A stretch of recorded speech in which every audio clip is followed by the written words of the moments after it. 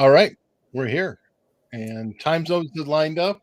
We're in two different time zones, but we know We're in the right time zone now, right? I'm not. we're at the same time in different time zones. No. You know what it is? It's that Arizona thing, Eric, that you were telling me about they have some places in some parts of the year an hour time difference. Mm-hmm. That's what screwed me up. Well, they never change. So spring forward and fall back, Arizona either matches California or it's going to be an hour ahead of California, depending. Right. I think when I went, it was even. When I came back, it was an hour.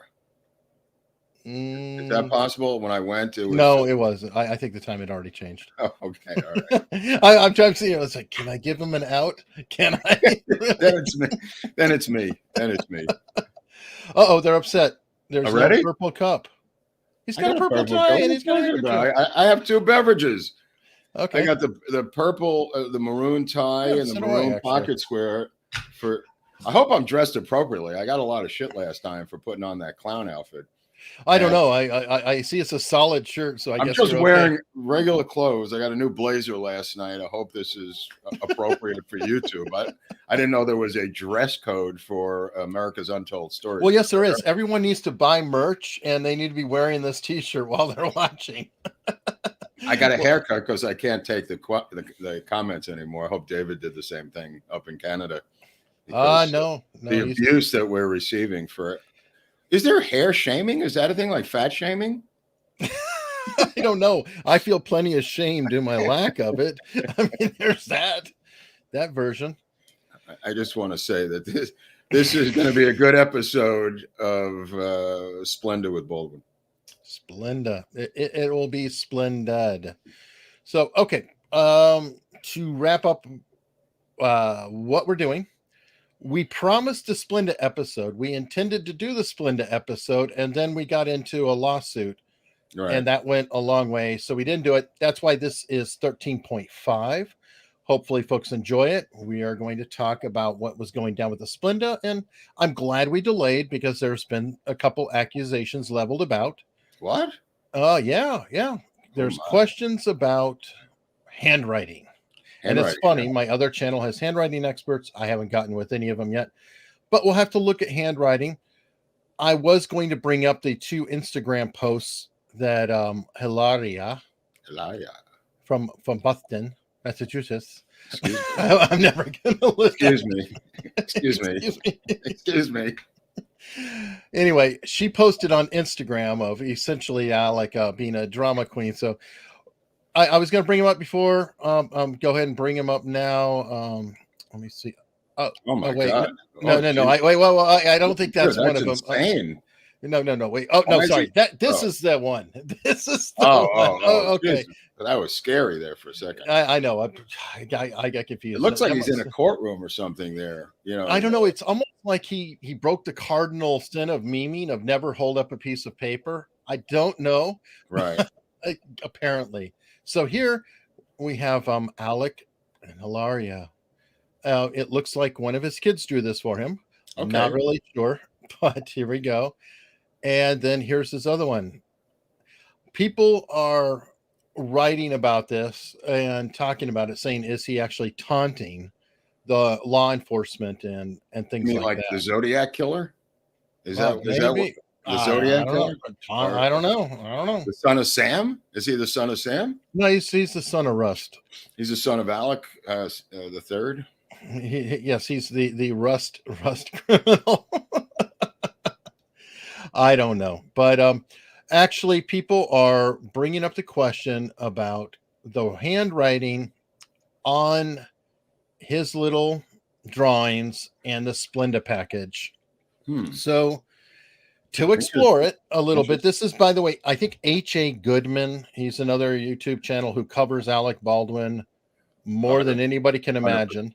100%.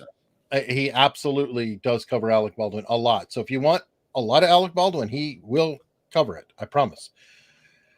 I blew up the package as best I could off of a clip to hopefully be able to look at the handwriting, and let's explore it and see, do they match up, because they do look similar at a glance. I can see that, but I personally want to look at a couple things. Like, if we look at the Y is what's triggering everybody. The Y, Yeah, definitely. yeah. This Y looks very similar to this Y. But how many and this different Y Ys are there? I mean, Y is a Y. I think if you took 50 people, you'd get like 40 Ys that look the same. It is absolutely possible. And A's, that's why A's are tough. A's are a different story. You're right. And this is the key. And I've been talking to Mark offline, obviously. Right. If you look at this A up here, he writes a very distinct A, one of those that has like the top of the A hooked back and then the lower part down below, almost like a typewriter font, versus the A that you see on the Splenda package here, which this A consistently is very different than the A you're seeing up here under May. Another letter, the D. He's got a specific D here. You notice the D with a loop in the handle, a loopy D, yeah. and then the God. Well, if you look here under comedian, I don't think that's quite the same D. No, you're right. That's different. The format is different to me. So, look, it's more entertaining. I write different D's sometimes, though. Oh, could be. I mean, look, it's more entertaining if we can say definitively, but if I'm trying to be honest, I think that I don't think that they conclude. I just say it's inconclusive. It's inconclusive. I agree with you. I couldn't say that this is the same. I'm not a handwriting expert, but what you're pointing out is, I agree with you. Yeah, and again, I love it. Yeah, the picture is terrible and everything else. And you know, it could be. I won't rule it out either way, but I just don't think it's fair to just say automatically, yeah, it's obvious he wrote it, because I see discrepancies enough in there. So right. It'd be too easy to say that. Just too easy. But let me ask you something else. Who did write it? I don't know, but maybe we should explore possibilities. Right. Who did that writing? Was it the little girl? What's her name? Pussface? No, Sprout. I think it's Sprout. No. Carmen, his kid. Right. What's the other kid's name? Spud or something? Sprout. I think no, not Sprout. It was something else. Oh, come on, you're killing me. No, it was Puss or something. Or no, Spud. No, it wasn't Sprout. Oh God. Now I'm lost. Oh my God, you're killing me, dude. What the hell was that kid's name? It was an odd name. That's why it was in the article we were reading about the kid. Look, here's Eric's email. Us. I don't remember. Jeez. But we're going to go into it, and maybe I will find it in this, because we are going to look at the tale. You broke it down as Alex said. What was it? That his daughter Carmen wanted him to share this story.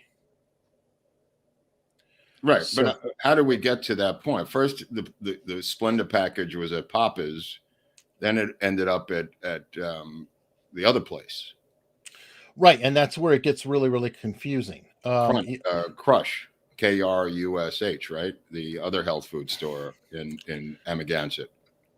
Yeah, something like that. So, okay, supposedly, I believe he was at John Papa's Cafe. You're saying when he got the. That's what he said. Package. Yeah. That's John Papa, by the way, in Amagansett. He's a regular guy. Okay. But the other place is, I guess, his competitor, the other health food store. Maybe they have a few.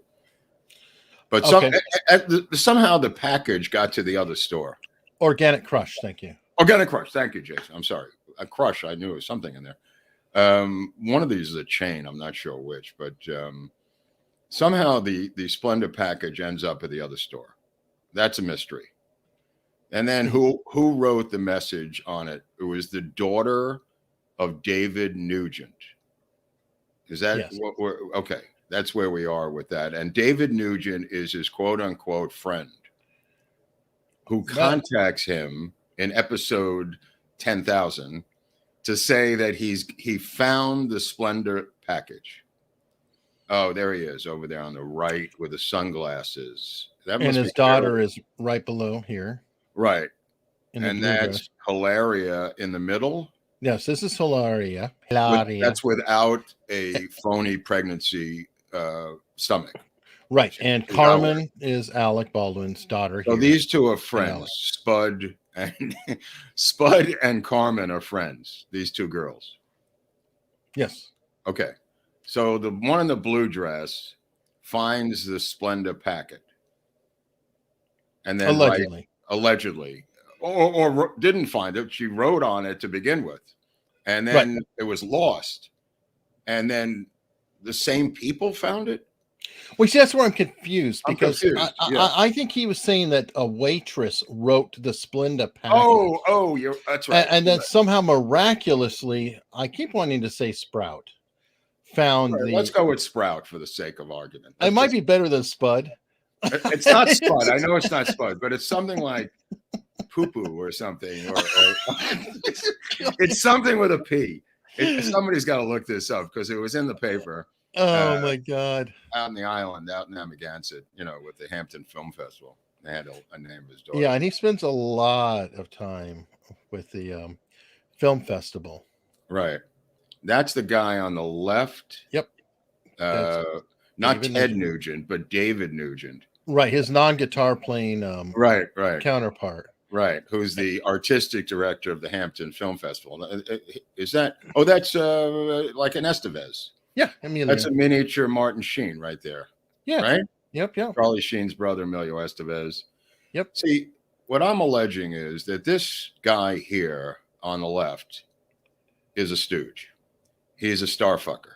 And the reason I mention that is he is the artistic director of a minor film festival in the Hamptons. And his whole job is to be a starfucker. That's the gig.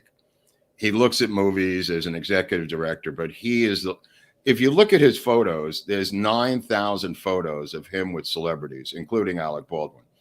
That's the guy's gig. He must have the type of personality that allows him to be so egoless and so minuscule that he would not be irritating to any celebrity on the face of the earth. That's the gig.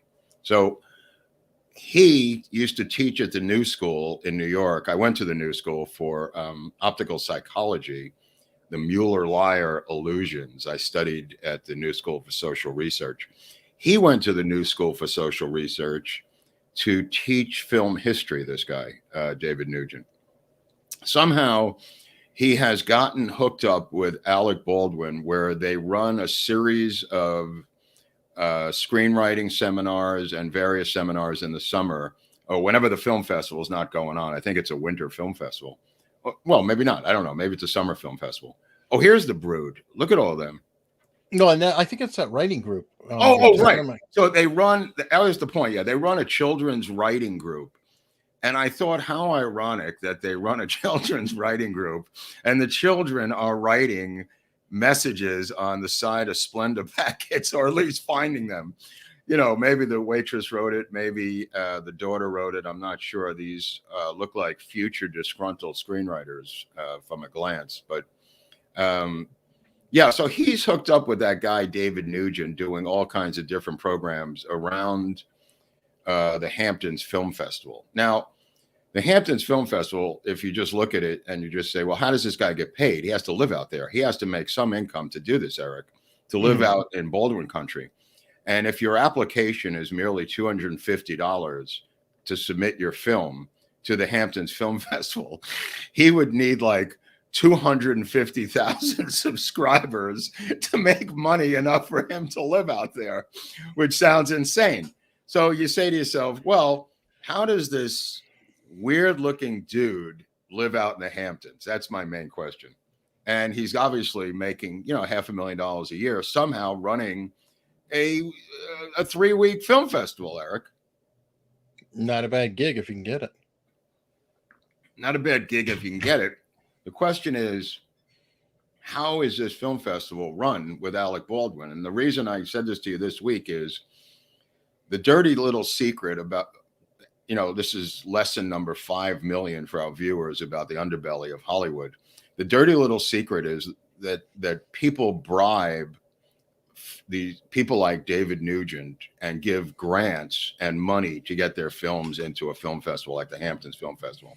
These minor film festivals get contestants, they get films by people pay to play. To make a long story short, the major film festivals don't do that. The minor ones will allow studios or moneyed producers to buy their way into a film festival's publicists who have money in back of them.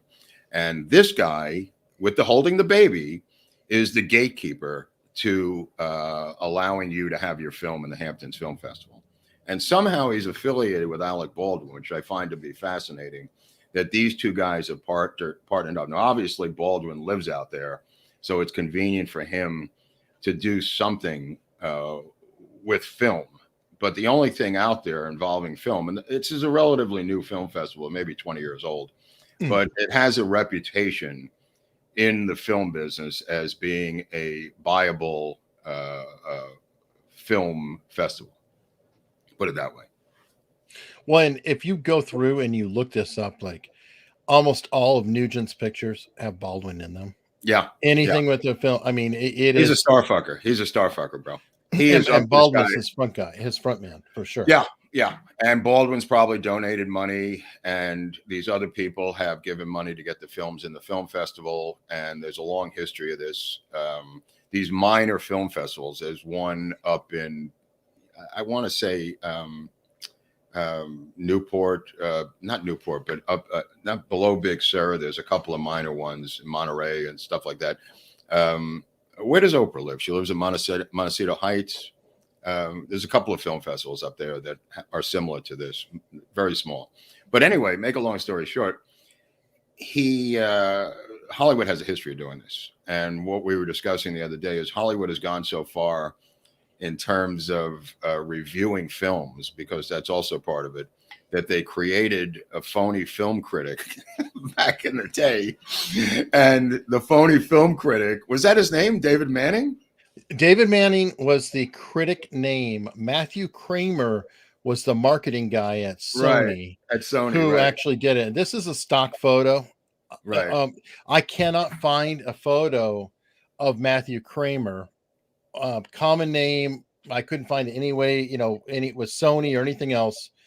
But Matthew Kramer created the fake critic, David Manning, named off of his college buddy. Right.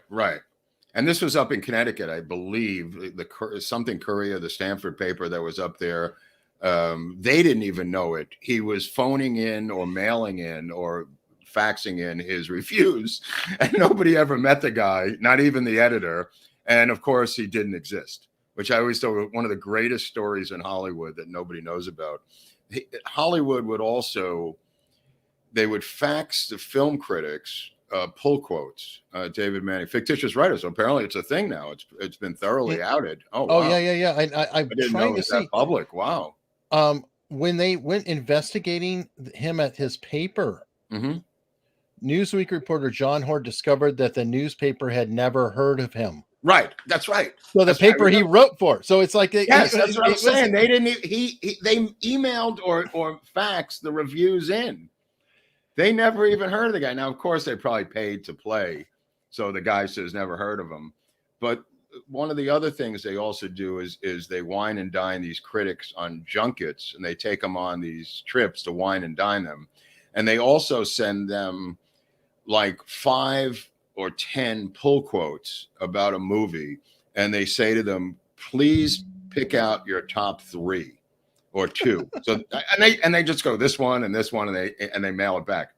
And that's another method that Hollywood does. I just want to blow these critics out of the water, because I got as far as an investigative reporter with this critic scandal. I dove into this about 15 years ago. And the only way I was able to prove this, which I wasn't able to do, was to get their taxes. And on their, because they would have to declare this income from Sony. And I always wanted to get a hold of their taxes, their tax returns, to see if they had indeed had income from either Sony or a studio or a dummy corp, Eric. But that's as far as I got with the investigation, because I wasn't able to get a hold of their taxes, obviously, despite my feeble attempts to do so. But there's so many different methods that they use to gin up these films now, like this the phony pull quotes, and obviously Rotten Tomatoes has been exposed as a fraud. It's owned by Warner Brothers. They alter those things. I mean, famously, I think D'Souza had a documentary that had 0% from the critics and 100% from the fans as the split, between the critics and the fans percentages. And the same thing happened, I believe. Well, Netflix is having that problem. Remember when Amy Schumer's special came out? Right. And they went from the 5 stars to the thumb up or down? Right. Right. And so I think Adam Carolla had this problem too, where not as drastic as D'Souza, but Carolla had like 2% of critic acclaim and then 89 from the fans, for his Paul Newman documentary. So this critic world is completely corrupt, as is the film festival world. Just so you know, the tentacles of Hollywood branch out into other corrupt areas of show business that average people don't believe are corrupt, but they are corrupt. That's the whole point of this story. And the whole point of the story is that David Nugent and Baldwin have a relationship that I am certain he is not his best friend, that this is some sort of corrupt star fucking relationship that these two have. And I would not put it past Nugent to be the guy with whatever Splenda packet that I came up with a new Splenda packet to help Baldwin out in this particular case. Well, it is a really remarkably small world, and that's why we wanted to cover it, because it's like, oh, wait a minute, where did he find the packet? Because even that story it's like, what was this kid just like digging around on the floor saying, I wonder if Alec dropped a Splenda packet on the floor of a restaurant or cafe somewhere. It's just beyond ludicrous. Right. It's almost like it's being found by his own agent at William Morris. I mean, the connection between him and Nugent, I mean, the idea that a stranger could have found it as opposed to Nugent, I find to be suspicious. You know what I mean? Like this guy, his only friend out there, quote unquote friend, is this guy, David Nugent, the starfucker, and he finds the You're packet. killing some of the people. People are like, my dogs can't handle the salty language. Okay, star effer will be nice. Star effing? Wait a second. They want me to say this instead of what I'm saying? Yeah, I think that they don't like it spelled out, which probably is better for monetization anyway. If kids are listening. Yeah, whatever. Okay, so why don't you come on and tell your own fucking story, all right? Because I'm going to do it my way. You could do it your way. Anyway, I just find it odd that this guy found the packet, is what I'm trying to say. I totally do. Or his kid found it. The kid found it. God only knows. Okay, so that is the rather blown up version of a really minor goofy ass mystery on the side of this crazy ass special that we are doing. And again, that's why this is a kind of a shorter episode. If anybody has a few questions, we have a lot more potentially coming up. I just did an hour-long interview with the individual who turned down the job that Lane Looper had. Oh, right. That's interesting. And I came to find out that Lane Looper actually was offered the job, had a conflict. He recommended her. She turned it down. Explain who Lane Looper is. He's the first AC. Right. Okay. Who? Also known as a focus puller. Right. I'm learning things every day. I did not know that first AC, first assistant cameras, with the safety and hotel issues, right, Eric? Yes, and apparently the focus puller or first AC is the administrative person in charge of the camera department. Like, they're not the boss. The director of photography is the boss of the department, but they sort of have to handle all the ins and outs and paperwork.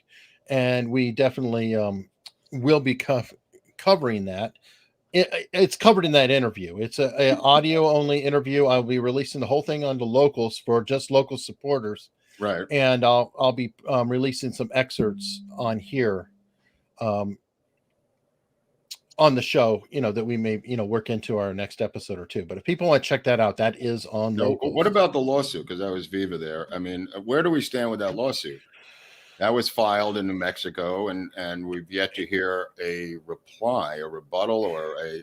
I mean, I don't think there would be. I mean, it's a holiday today, right? And it just literally got filed Thursday. I'm sure Right. that there's some time for a response, and yeah, we definitely covered it with David. I'm hearing from a lot of folks. I don't know if everybody's super happy with our coverage either way, but we either went too fast, went too long, didn't cover this, missed this point, that point.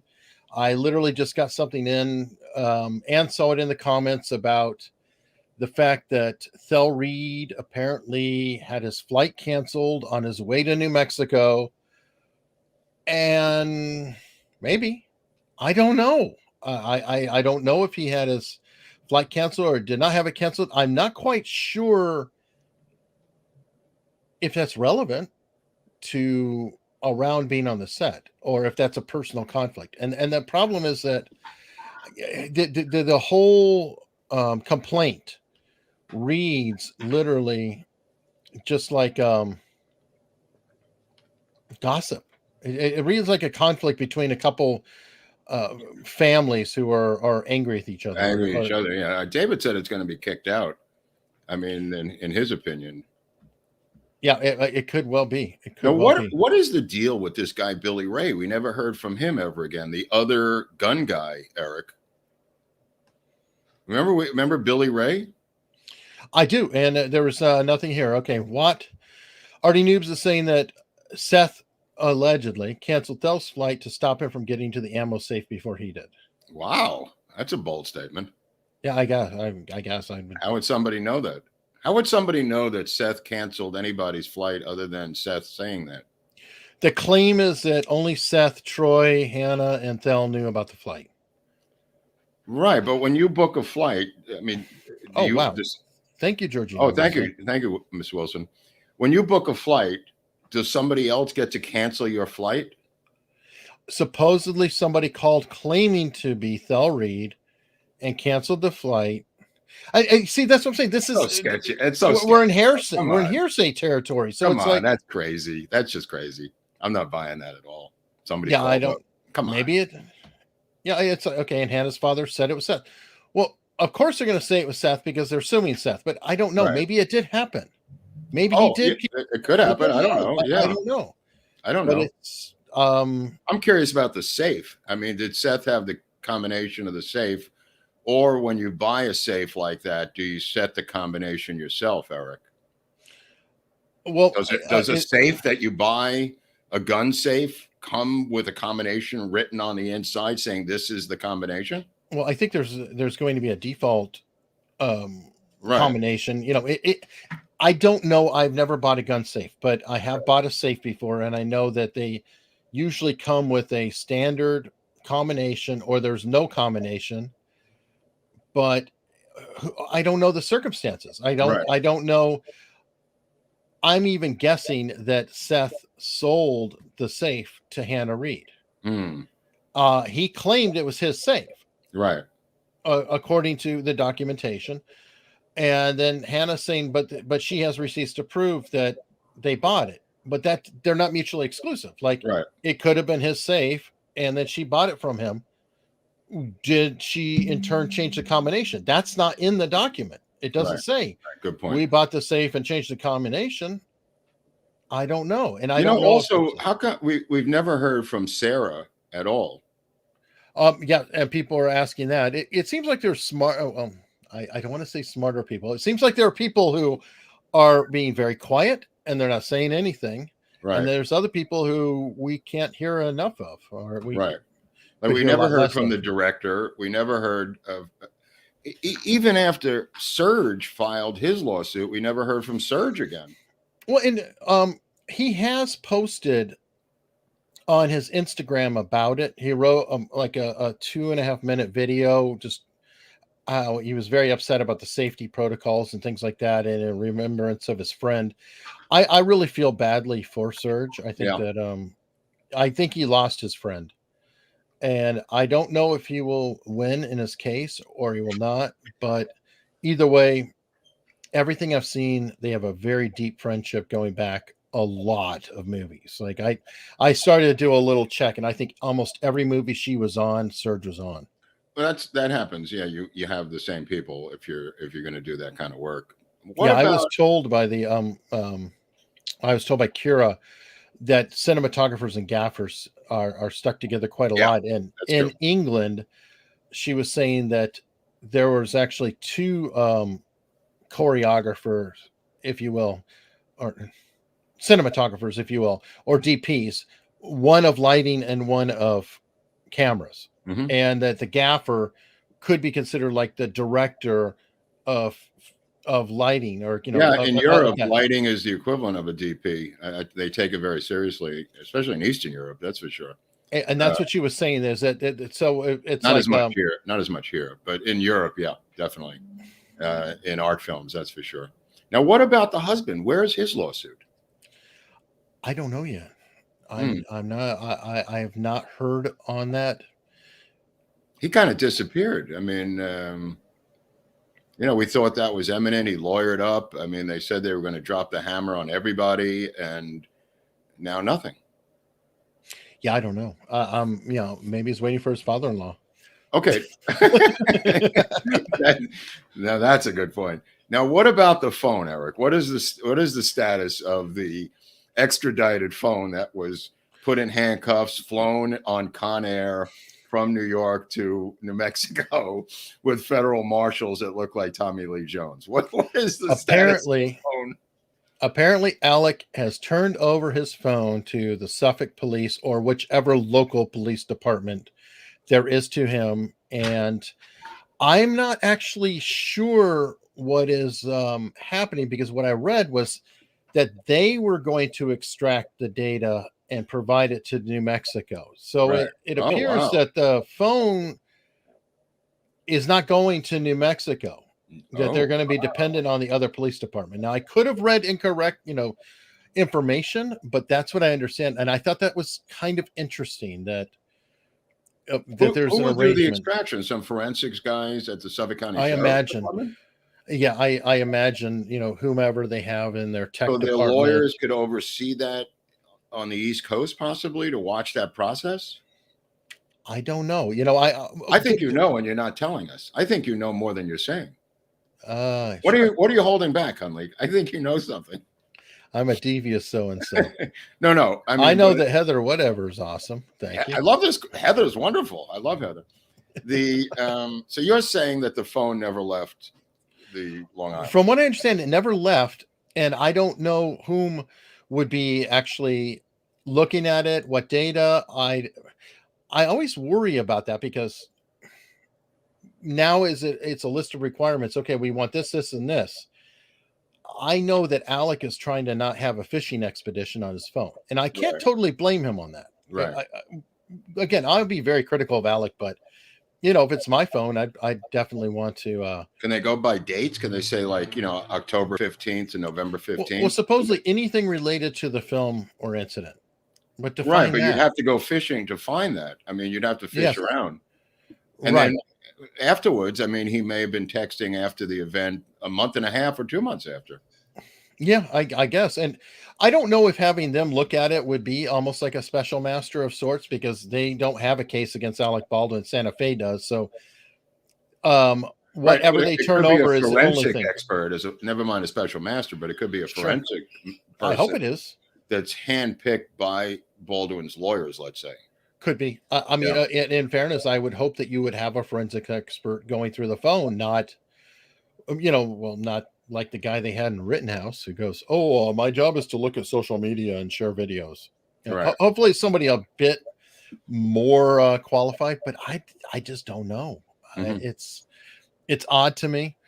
I'm guessing that might be the compromise. From what I was reading, though, I kind of feel like New Mexico was about to put out an arrest warrant for Baldwin. I had that feeling too. That's what I was getting. Like, if they didn't turn over the phone, they were going to ask him to be turned over. Mm-hmm. And Al Baldwin's lawyer, I saw a quote where his lawyer said that he was about to be extradited. I saw that too. It's funny how that word extradition was being bandied about, and then it disappeared, Eric. It disappeared right when that phone got turned over. I think they probably threatened him with extradition. Because I think they had no other choice. They were stalling for so long. It was a month of stalling. And it was already 3 months after the incident anyway. So it's like, stop toying with us, and if you won't give us the phone, we'll take you. Mm-hmm. Interesting. Bring your phone with you. And his wife with her phone. He could have brought Hilaria with her phone to film them looking at her. There you go. She films everything that comes their way. Definitely. Okay, people are asking about Splenda packets. What? Okay, chat's crazy. Anyway. Okay, so that's where we are on that. Now, as far as the rest of the case goes, I talked to Kira, got an interview there. I'll be interviewing another cinematographer. I've started to reach out, and I want to reach out to anybody. I'm always looking for bottles, looking for information, but I've reached out to different people. I'm hoping that we can start to get some actual interviews, maybe with people who are involved, to get an idea. Maybe it's just me, but I feel like this is so tilled over. I'd love to hear from Looper, because Looper, even though he wasn't there that day, could at least shed some light on how we got here. You know what I mean? Oh, for sure. Thank you, Valerie Dennison. I got a little bit of secondhand Looper. Secondhand Looper. I like that phrase. I just bought a secondhand Looper, and it still runs pretty good. Oh, there you go. Yeah. Anyway, of what was going on, but I didn't want to put her on the spot either to speculate too much. There was some craziness though, like you've heard about the hotels, right? And how the crew was kind of pissed off about it. And it sounds like I'd be pretty torqued too in this scenario where they were doing 12, 14-hour days and then driving 70 miles. Right. Apparently, the other production crew had hotels in town. Whoa. And did not have to drive 70 miles. They also allegedly, but there's articles about it too, and I heard it in this interview, they got t-shirts made. What? The production crew got t-shirts made. Now, what did they say on them? 404 hotel not found. That's funny. Yeah, that's funny. It doesn't endear you to the crew that's been bitching, saying, we're tired, we're driving all this way. Usually a taunting t-shirt is not considered, I don't know, maybe professional that you you do that to the camera crew. You know, to be honest, I've never worked on a film. I'm just trying to think of what. Never worked on a film in a rural area where you've got to drive. I've only worked in films in metropolitan areas where you can actually go home or stay somewhere and close by. So, it is a legitimate beef if they have to drive at night on a, rural road, 50, 60 miles that could be a legitimate pain in the ass every night, Eric. You know what I mean? Yeah. And talking to her, it's like, I have to, be sympathetic because they have to set up before everybody gets there, lay everything out because they can't just leave the shit out in the desert. Right. They've got to put all the gear up every night. So literally, as she put it, their 12-hour day, and thank you, Blue, their 12-hour day is, for everybody else is a 14-hour day for them because they've got to get there beforehand. They got to set everything up and then they got to tear everything down before they even get to go home. And that's I had a worse job. I was a location manager. I had to be the first person in, the last person out. So there you go. I had 16, 18-hour days that were just insane. So, that's locations, though. It's a whole different world. But you got to open up and you got to shut it down. So, but the camera crew, absolutely. They put in a long day. And she also said because it's indie, they'd be understaffed, so they have to schlep crap everywhere, all over the place. And you know, she was saying that she works on all union productions now, pretty much, and bigger productions. So not as big of a deal. They have people to help them, and you know, a lot more muscle behind it. But she said that The question we left off last week was what happened to Video Village? Why was it not operating? the And, operator was part of the crew who quit with Lane Looper. right. Okay, that makes some sense. And I don't, you know, again, I'm hoping to get to all of them, but yes, and there's,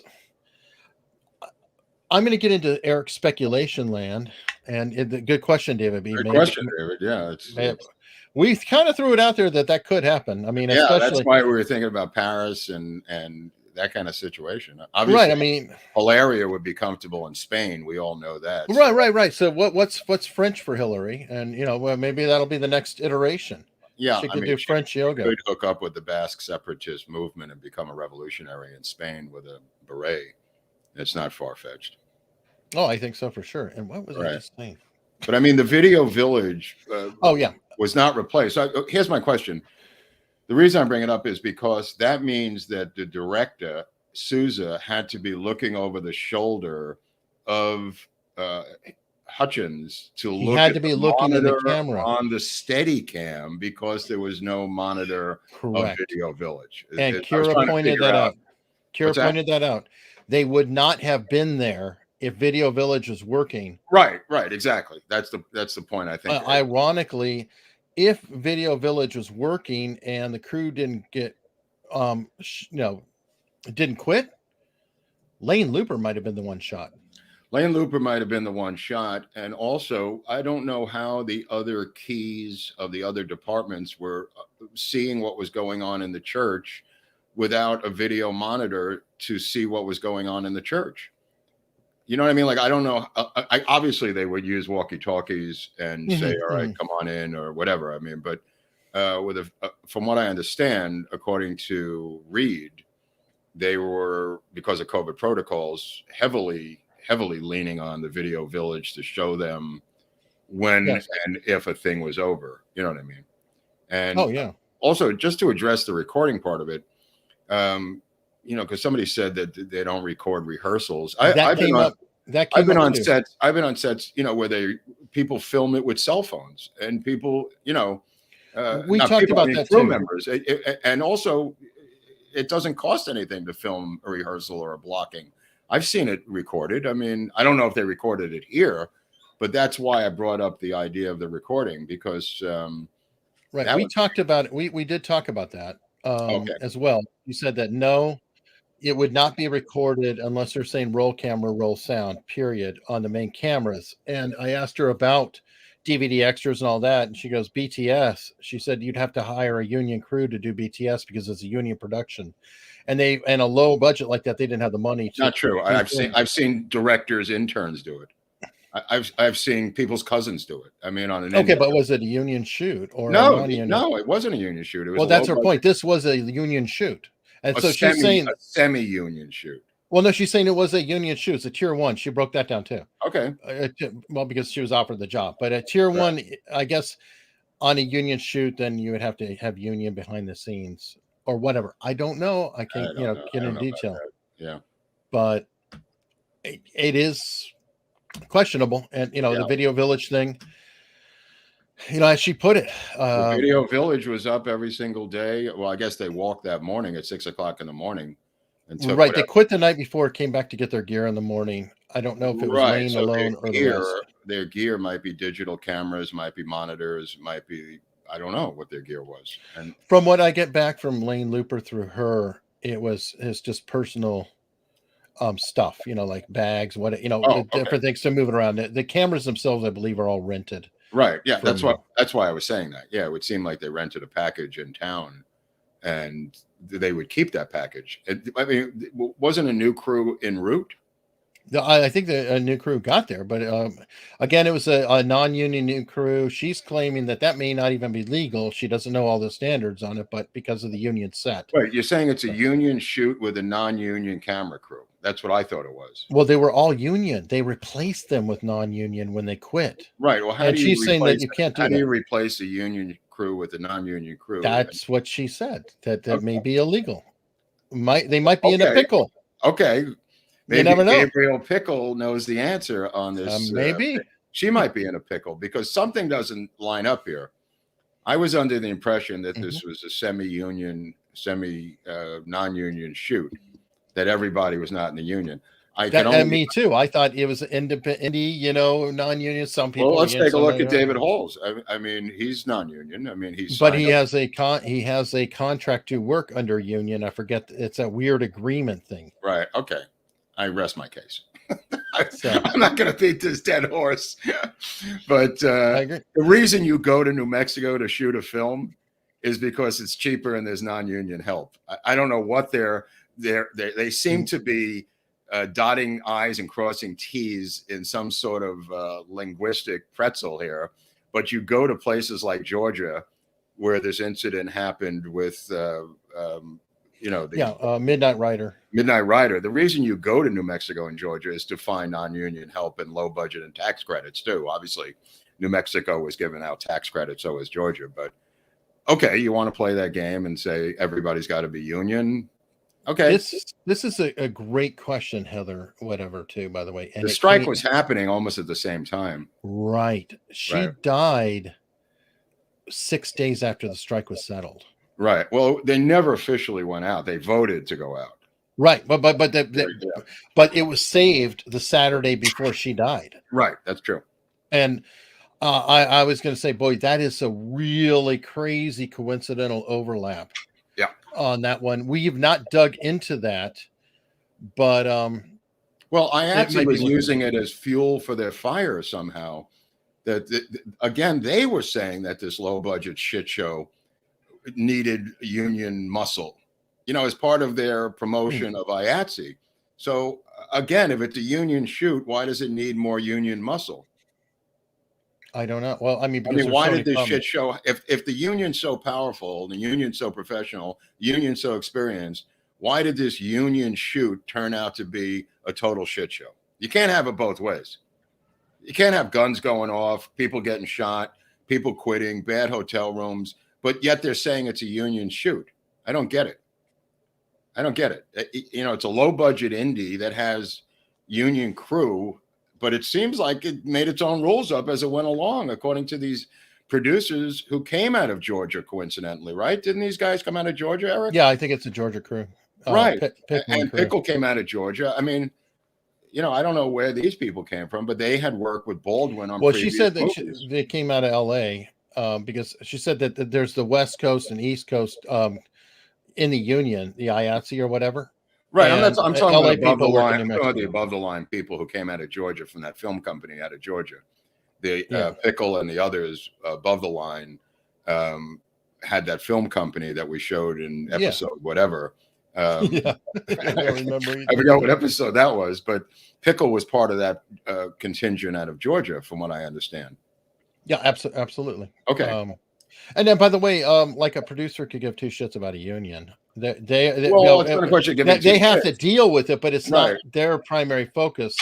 A camera person is very focused about their union and what this union requirement is with things. Producers, they're not exactly union themselves. I just like to know how you hire a non-union crew after your union camera crew walks off. And that's what she asked. She said, "I don't even know." Who's she?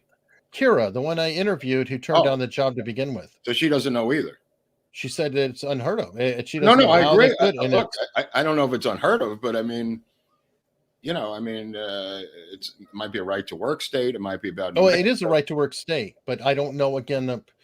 But there's so many different layers on making the film and what's legal and not legal and whatever. But she's saying that she didn't think it was even legal to do that. Mm-hmm. Legal meaning what? What is legal? Against the law of Georgia? Well, it could be against the union agreement. Right. It could be against whatever. Right. But by the way, one thing I did find in the articles that we discussed, but was surprising, is they didn't have a completion bond. No, we did talk about that at the beginning. Yes, they did not. They did not. We talked about that. We mentioned that, you and I, that they did not have and you don't legally need a completion bond, from what I found out afterwards. It's strongly recommended, but their post-production money was so small that they didn't have the completion bond and they didn't have much post-production money, from what I understand. But sometimes you raise it afterwards based on the footage. You can raise money. Yeah, that makes sense. Yeah. Get an editor or get somebody in there and say, but I thought the completion bond was mandatory, but I was wrong. It's not mandatory. I thought it was mandatory. Apparently not. I thought it was. Which, of course, brings into more crazy stuff. Right, because there is remember there was the other insurance company that had a limit of like $300K. The overall insurance company, separate from the completion bond. If I remember in one of the episodes, we'd explored the insurance company that had a minor amount of coverage, not much. Thanks, Susan. Yeah, thank you. Look at Susan's picture. She's like just a green S. Poor Susan. Hello, man. It doesn't. Yeah, she needs like some sort of a cartoon. Some snazz. Yeah. I don't know. But yeah, so I don't know. I mean, look, there's a lot of questions still. I mean, now we're getting into this infighting of crews. It looks like, because you've got a situation. Just got an update. Mayor Garcetti is over here by me at the LA Zoo with no mask on. So I just got breaking news that the mayor is over here. I don't know why that's important, but the whole place is on fire anyway. Yeah. So now we've got infighting among the crew itself, right? So which is where hopefully this will start bringing things out as they start finger pointing. I mean, obviously the first one we see is yes, we're going to be the beneficiary of that for sure. Yeah, I mean, I think people are going to want to talk to us, and if you have a viewpoint, we're more than welcome to hear it. And also, clarify on some of that tell us your side of the story, because Eric and I are like two guys in a bar. We're just going through the tea leaves of what information we have, trying to assemble this jigsaw puzzle. Clearly, there's a lot of pieces, Eric, right, missing from this puzzle. I mean, these are just our opinions, folks. I mean, we don't have. And we're trying to be entertaining too. Keep this in mind that sometimes, dare I say, we're being hyperbolic in our statements. Just a little bit. Speak for yourself. Bro. I'm not being. I'm not even being bolic. I don't know what hyperbolic is. There you are the bolic. Hyperbolic is the type of missiles that North Koreans have, right? Don't they have hyperbolic missiles? Anyway, the point of the matter is, if you have a viewpoint, I mean, you don't even have to come on air. You could just send us an email and sure, and or text.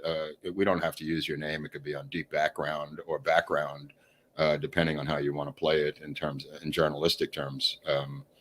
I don't really care about it, one or the other. We just want to get the facts and see what happened with this crew, because the lack of Video Village, the lack of the people who signed. Remember, they signed, the 20 people signed that memorandum saying it was a safe set. Oh, yeah. As I recall, that well-oiled bulk of that 20, the new people who came on board. Well, yeah. I mean, presumably at least some of them. I haven't gone through that whole list of 20 again. I probably should go and look each of them up. We now know there's 14 people in the church. I would love to see a sketch or a cartoon or a photo and identify these 14 people. 14 people, and none are the armorer. Gotta love that. That's got to be bizarre that the special effects guy, Gandy's in there and she's not. I found that to be really, really strange that Tom Gandy's in there and Hannah Reed is not. And Hannah Reed is doing props outside with Sarah, I guess. I'm not really sure what they're doing. And then the third lady is Nicole, right? Which we didn't know about. Another assistant. The sister-in-law, or soon to be Sarah's friend Nicole, or who she brought on as a helper, or yes, a props assistant. So I guess she had two props assistant, Hannah and this other one. Yeah. So that's somebody pointed out that her gun job was only 5 days. I think we learned that it was. That doesn't make sense though, because according to the complaint, well, again though, this is somebody's perspective on the complaint. At least 12 days, I think, were all gun days of the shoot. I mean, so in other words, gun heavy. There's a lot of them. 12 days she's working with guns, and then 10 days or 9 days she's working in props. I'm guessing. But apparently, for what I'm understanding, is she's running back and forth, according to her lawsuit, in props and guns the same day. Yep. Okay, well, that's crazy. I mean, if somebody tells me that's common, I just find that hard to believe. I've never heard of that in my life. No, Kira. The people I've spoken to down here, I'm in Hollywood right now, and again, I don't know of a situation where the key of a department is running as an assistant to another department, even if the armor is underneath the prop master. Having two different jobs on this film, especially guns, having to deal with weapons, and then trying to find the right saddle to go on a horse, in the prop department. I mean, come on. That's going to be trouble no matter how you look at it. The Rust sequel would be Splenda. Yeah, that's a good one. This time, it's called The Reckoning. Rust 2, The Reckoning. But the script's not bad. When I read the script when I had a chance, it's a pretty good script. I had some people turn it down, some stars turned it down, but it's still pretty good. Hold on. Where'd you go? I'm look at this big. Look at that funny face. Look at that. They hear him, and so I'm like, okay, I better produce because he's yapping up a storm. Where's his collar? Why would he have a collar? What's wrong with you? I don't know. What if he escapes? He lives in a house. He doesn't leave the house. Oh, okay. He's dignified. He's a house cat. Not some wandering alley. If you left the door open, would he leave? No. Oh, he wouldn't even leave. Okay. No, and we're careful anyway. But he's a sufficient enough coward that he barely can get across the room. If you put something there, he freaks out. Right. Okay. So, to recap of where we are, the Splenda pack, we're done with this thing with the Splenda package. We can move on now. I think we've thoroughly exhausted this. Does anybody in the chat have any questions about the Splenda pack? Does anybody have a question we can answer? Maybe we could raise more questions about the Splenda package, because I don't think there's anything. What? The handwriting question is the only thing that's out there. Right. I'm going to say it's inconclusive just from what I've seen. I won't say that it's not possible. They do look similar. Right. But I'm sorry to start a war. He doesn't go outside, guys, but some cats can go outside. That's fine. Some can't. Are they commenting on the cat's etiquette outside? Yes, it is. We have something called traffic here. I do like the idea of keeping them safe. So, okay. Sorry. So, so the Splenda pack, we don't know who wrote it. You don't think that Baldwin wrote it, though? I think it's inconclusive. I think that somebody he knows wrote it. I think he's involved with it. That's what I think. I think that guy wrote it himself, and they're in on it, and he's trying to help him out. I mean, this guy's got so few friends. Think about this guy's world. Have you heard? Think about this. Have you heard any of his 10 million celebrity friends, other than Woody Allen, who never issued a public statement but opened the door and let him in his house? Has any celebrity, now he's been criticized by Clooney, he's been indirectly criticized by Nick Cage, has any celebrity that I know that you've heard of, I haven't heard of it, backed him up? Not that I know of. Okay, that's what I thought. So now you're into the heads of film festivals who have a stake in the relationship with Alec Baldwin backing him up, is where I'm going with this. Yeah. That's the level that he's operating at, because there's no man or woman in the United States who is apparently friendly or loving or willing to help Alec Baldwin defend himself. Unless I miss somebody, there's not somebody saying that Manson likes him. Is that Marilyn Manson or Charles Manson? Yeah, from beyond the grave, Charles Manson comes back. Maybe he's referring to Marilyn Manson. I think he might be. Yeah, who's obviously he's got his own problems. Somebody's claiming Patton Oswalt. Patton Oswalt. Okay, now is that true, or is that just something they're throwing out there? I think they're just throwing it out there. Did Patton Oswalt kill his wife? Is I don't know. Somebody's been watching. William Shatner kill his wife? Yeah, I don't know. Okay, did Robert Blake kill his wife? Robert Blake, it's a miracle that guy got off. I've never. Okay, come on, that's the best alibi of all time. I couldn't have killed her because I was back at the restaurant fetching my gun. Right, that's a tough break. Yeah. I think he offered the job to every single gaffer and worker in Hollywood who worked on a film crew. I mean, there were so many guys who testified in the case saying, "Yeah, he asked me to kill his wife." apparently it didn't mean anything, because I think you could say that to anybody. It's not even a crime. Could you kill my wife, please? I'll give you $5,000 if you kill my wife. Then the wife dies, but you know, it doesn't matter. Yeah, I don't know. That whole thing is crazy. I mean, it was really, really, really, really. Yeah, I think Shatner killed his wife too and got away with it. I think he drowned her in the pool. So on these happy notes, folks. Yeah. Just think about that over the course of the week. Now, okay, but we got some other shows coming up, Eric. Yeah, we got one tomorrow, dude. Tomorrow's a big show. Tomorrow's a huge I really show. got to get ready for this show tomorrow. I mean, that's a big show. We got a lot of documents to go over. The parole hearing of Sirhan, which I was involved in, and now Newsom has overturned the recommendation of his own parole board that he handpicked to advise him on paroles. He has gone against them and decided not to parole Sirhan after 54 years of incarceration. Cool. By the way, before we head out, we've got a Rumble rant. What? Yes. How does that get over? It comes in a bottle? Apparently. You go over there and you look at that, and then you see something. I just went over there and I saw it. I see. Right. A Rumble rant. It says, what do they have to say over there? 35 watching now. Right. And is it like a watch party of the 35 together? I'm not really sure. This is the first time I've done Rumble, and actually, can I share the screen? Because there are some folks here who would prefer going to Rumble, and it's always good to have different options. So bear with me while I go and find the screen. And this is pretty cool. We can have a moment here of looping ourselves. Look at that. Wow. Watching ourselves, watch ourselves, and wow, that's totally surreal. It is Main Lover. Thank you very much. Main Lover, way to go. And thank you for the super chat the Rumble rant, which by the way, according to Viva Fry, Rumble rants only take 20% versus 30% from YouTube. Okay. So you can also PayPal us. You could also, what's the other thing we do? Venmo? PayPal, Venmo, both in the description. Popular, right. Most importantly, locals and unstructured.locals.com. Right. We're going to put up a lot of secret documents there. Yes. Scripts. Well, including this interview. I just did this, hour-long plus interview. I'll be putting that on Locals exclusively.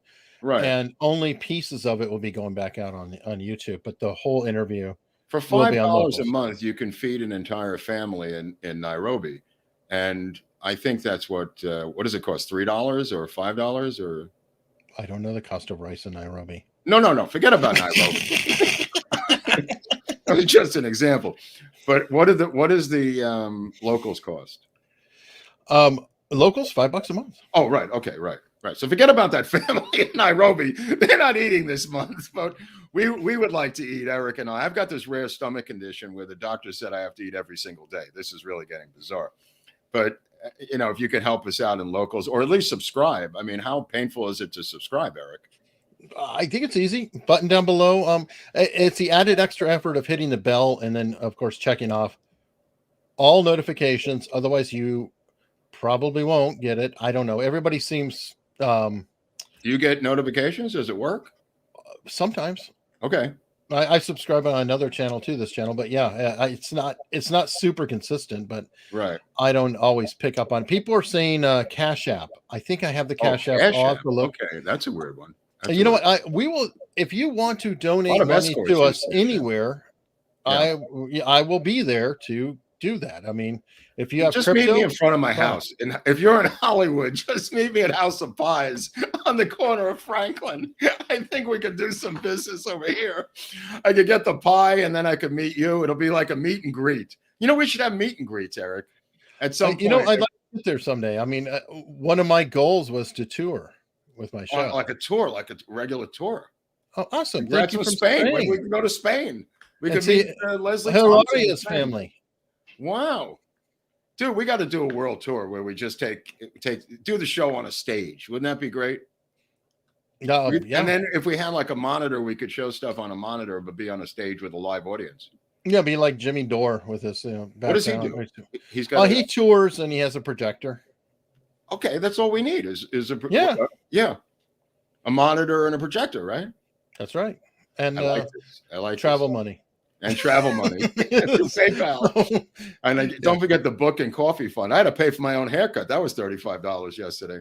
But I learned more secrets about what's his name, who passed away, the comic, and John Stamos. I learned some other Bob Saget? Yeah, I learned more about Saget and Stamos yesterday. Please tell me he's still a good guy. Not so good.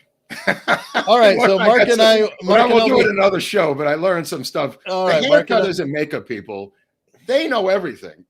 They know where everybody's buried in Hollywood. This girl, I don't know who, she cuts everybody's hair, but obviously she knows a lot of stuff. They hear. Well, folks, Mark and I have to have a phone call, so yeah, we're going to head out now. Man, I learned some stuff yesterday. Oh, and then don't forget Rebecca Romaine.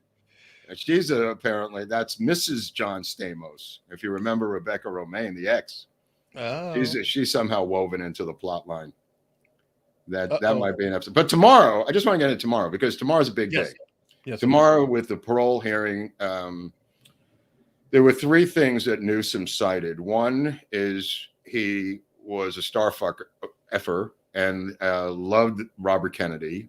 Two, everybody said the assassination, there were no questions whatsoever.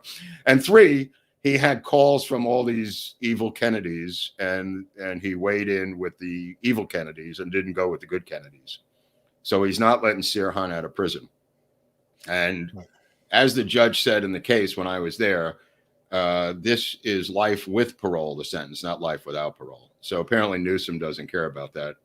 And we'll discuss this more tomorrow. We're going to get into the weeds on the Sirhan parole case, which will eventually lead us to the Sirhan mind control and the physics of the assassination. But I've been waiting, as Eric knows, since August with a gag, a self-imposed gag on myself, because I didn't want to jinx the parole thing one way or the other. So I haven't said anything since August, right? No, nothing. And there's a lot. There is a lot to come out, folks. So stay tuned. Yeah, I'm letting it fly. I don't give a crap anymore. I'm letting it fly. I mean, wherever this ends up tomorrow, I don't give a crap because I've been quiet for a number of months, and I believe that I was right all along. And now he's not getting out. You'll see tomorrow. I don't want to give it away, but there's going to be. Yes. I got to get a good night's sleep tonight. There's going to be a lot of stuff flying around tomorrow. And then on Friday, what are we doing on Friday? We're going to do hopefully this. Hopefully I hear back from somebody or something. Right. I don't know. No guarantees on Baldwin Friday because so far he's been delivering. He does something stupid every week or whatever, but it's all so Friday is contingent on whether there's something that we have. Yes. Otherwise, we'll move on.